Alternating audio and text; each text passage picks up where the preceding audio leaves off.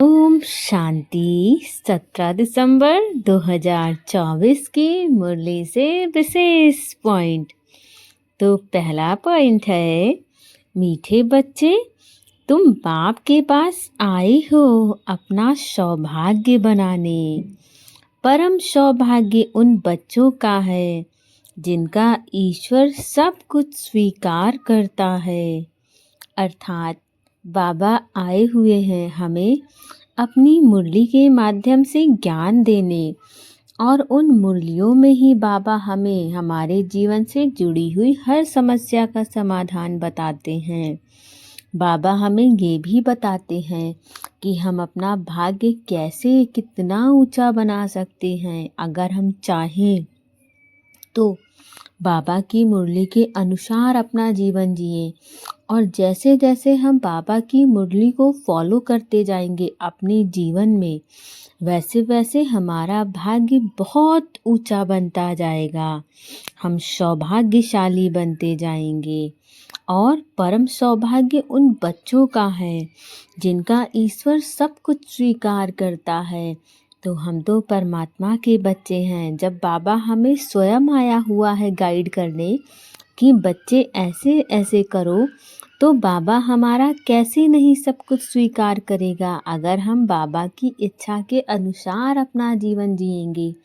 अगर बाबा कहते हैं बच्चे काम क्रोध लोभ मोह ईर्ष्या द्वेष इन सब का त्याग करो, तो आप अपने जीवन में उसका त्याग करिए और फिर अपने जीवन को परिवर्तित होते हुए देखिए। प्रतिदिन बाबा हमें अपनी मुरली में कुछ ना कुछ अवश्य बताते हैं जिन्हें हमें अपने जीवन में धारण करना है। और यही रीज़न है कि बाबा हमसे कहते हैं कि बच्चे मुरली की पॉइंट्स को ज़रूर रिवाइज करो ताकि हम अपना भाग्य सुंदर बना पाए। अगला पॉइंट है, श्रीमत को नोट कर पुरुषार्थ करना है। बाप ने जो कर्म करके सिखाया है वही करने हैं। विचार सागर मंथन कर ज्ञान की पॉइंट्स निकालनी है। अर्थात हमें जो बाबा मुरली के माध्यम से ज्ञान दे रहे हैं उस ज्ञान को धारण करना है। ज्ञान को धारण करना अर्थात पुरुषार्थ करना, अपने ऊपर अटेंशन रखना, माना पुरुषार्थ करना, अपने कर्मों पे अटेंशन रखना, अपनी सोच पे अटेंशन रखना, यही है सच्चा पुरुषार्थ करना। तो हम श्रीमत को अपने जीवन में धारण करें और उसके अनुसार अपना जीवन जिए, यही पुरुषार्थ करना है।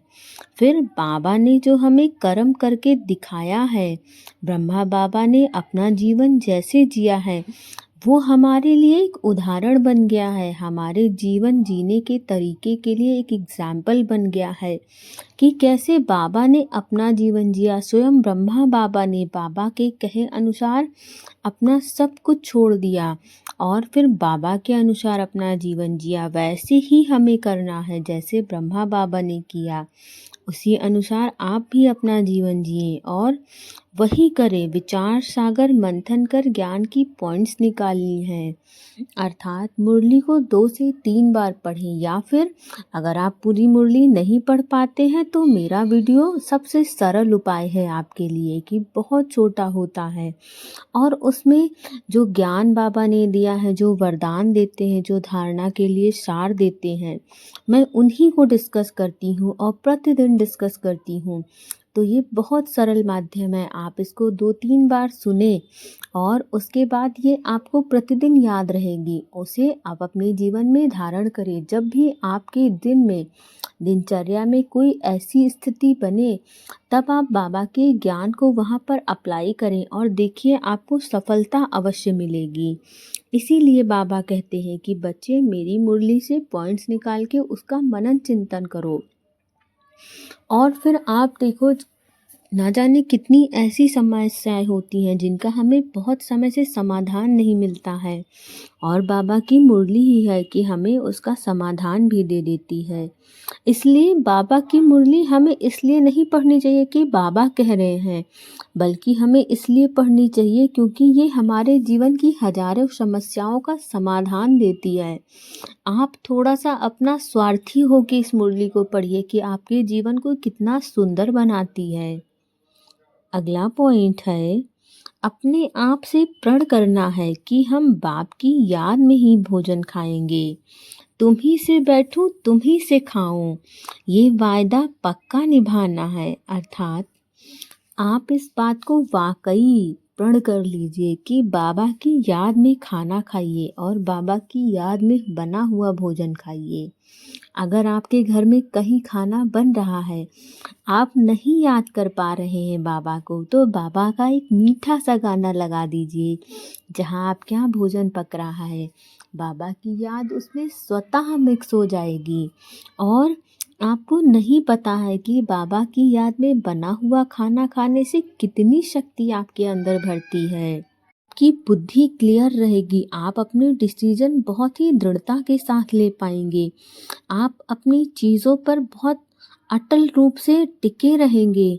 आप अपने डिसीजन में जो भी लेंगे वो एकदम सही साबित होगा। आप अपने जीवन में सफलता की ऊंचाइयों को छू पाएंगे। यदि आपका डिसीजन सही होगा तो ये तभी हो सकता है जब आप बाबा को बार बार याद करिए, बाबा की याद में बना हुआ भोजन खाइए। आप में बहुत पावर भरती है। तो आज से आपको डिसाइड करना है कि आप क्या खाते हैं, कैसा खाते हैं।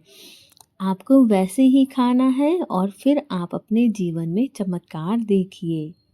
अगला पॉइंट है, कर्म और संबंध दोनों में स्वार्थ भाव से मुक्त रहने वाले बाप समान कर्मातीत भव। अर्थात हमें अपने कर्म और संबंध दोनों बाबा के समान रखने हैं। आपको सोचना है कि अगर बाबा होते तो क्या ऐसा करते, अगर बाबा वैसा नहीं करते तो हमें भी वैसा नहीं करना चाहिए।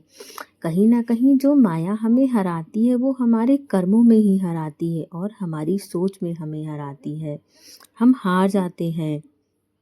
हमें निस्वार्थ भाव से कर्म करना है। लोग जो हमारे आसपास हैं उनके लिए भी हमें निस्वार्थ भावना रखनी है। किसी से भी हमें ऐसी भावना नहीं रखनी है कि कोई हमारे लिए करे तब मैं करूं। नहीं, आप परमात्मा के बच्चे हो, आप देने वाले बच्चे हो, तो आपको किसी से भी लेने की भावना नहीं रखनी है। आपको सबको देना है। अगला पॉइंट है, जो सरल चित्त और सहज स्वभाव वाले हैं वही सहज योगी भोलानाथ के प्रिय हैं।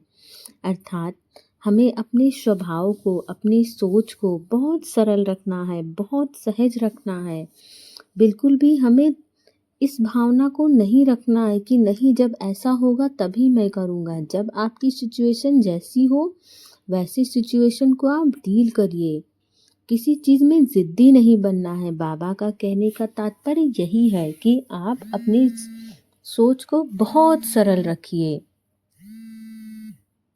जब हम ज़िद्दी नहीं होते, अपने स्वभाव को सरल रखते हैं, बाबा की हर बात को बिना जिद किए हुए मानते हैं, तो हम परमात्मा के प्रिय बच्चे स्वतः बन जाते हैं।